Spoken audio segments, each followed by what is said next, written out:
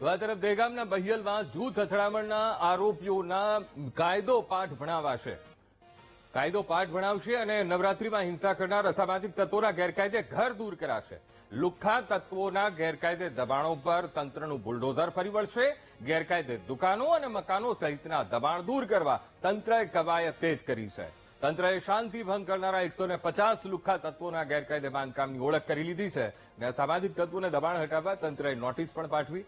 Notice આપ્યા છતાં દબાણ દૂર નહીં કરાય તો 2 દિવસમાં તંત્ર કાર્યવાહી કરશે.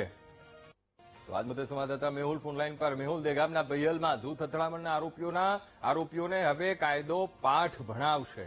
નવરાત્રીમાં જે હિંસા કરી હતી અસામાજિક તત્વો જેને કબજે લેવામાં આવ્યા હતા, હવે તેમના ગેરકાયદે જે ઘર છે એ દૂર કરાશે. મેહુલ, બિલકુલ અંકુર, વાત કરવામાં આવે તો નવરાત્રી દરમિયાન આ અસામાજિક તત્વો જે છે તેમણે હુમલો કર્યો હતો, પથ્થરમારો કર્યો હતો અને સમગ્ર ઘટનામાં પોલીસે કાર્યવાહી જે છે તે હાથ ધરી હતી. હવે વહીવટીતંત્ર જે છે તે કાર્યવાહી કરી રહ્યું છે.